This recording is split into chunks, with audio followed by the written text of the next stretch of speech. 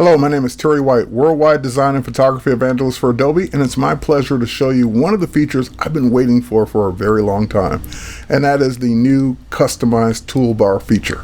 Now, as you know, Photoshop is used in a variety of different industries. It's used in photography, it's used in graphic design, it's used in 3D design, it's used in interface design, it's used by architects, it's used by a ton of different people for a ton of different reasons.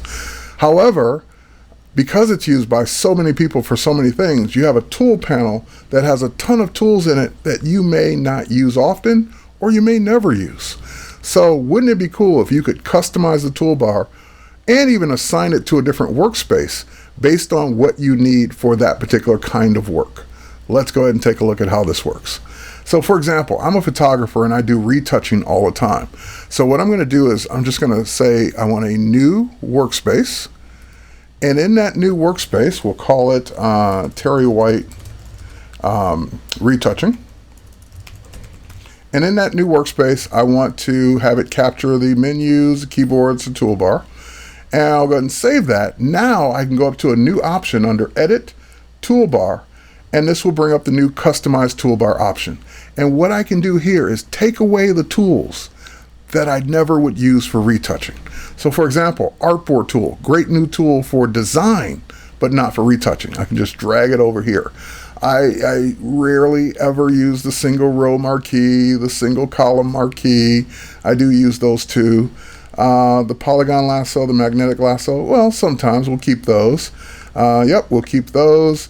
I don't use the slice tool, the slice tool, select tool, the 3D eyedropper tool, the ruler tool, the note tool. So you see what I mean? I can go ahead and drag these tools over that I rarely ever use. Now, I use the spot healing tool and the patch tool all the time. So of course I'd want to keep those. But more importantly, they're buried under each other. In other words, this is a stack of tools that are listed together as one icon on the tool panel. Well, since I use the spot healing brush tool and the patch tool, wouldn't it be cool if I could have those separated? And now for the first time I can decide which tools are bundled together and which ones are not bundled or nested together.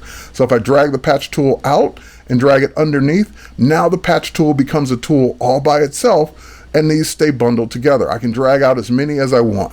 So same thing here. Let's see. I don't use the mixer brush tool unless I'm doing digital painting, so I'll take that one out. Don't use the pattern stamp tool. I definitely use the history brush, but not the art history brush.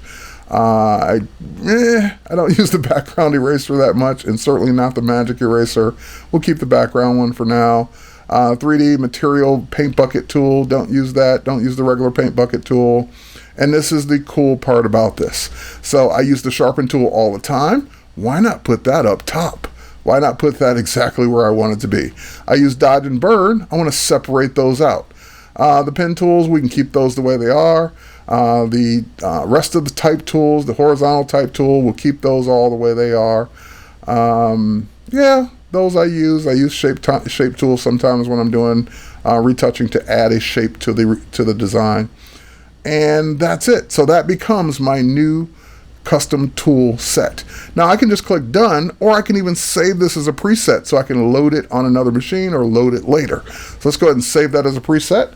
We'll call it TW Retouching Tools. And now we'll say done, and this becomes my new tool panel. So I've got my spot healing brush tool and my patch tool separated. I've got my dodge and my burn tool separated. I've got the tools. I'm not seeing tools that I don't use. And I've now got this new custom tool panel. So it's tied to my new retouching workspace. If I switch back to my design workspace, I get all my tools back. But if I switch to my retouching workspace, I only have the tools that I use for retouching. And I can simplify it even more. If I find that I don't use some of these other tools, I can take those off the tool panel as well. So I think you're going to love being able to finally customize the tools the way you want for the things you're doing based on workspaces with Photoshop CC 2015 in this latest update. So with that, take care, and we'll catch you on the next one.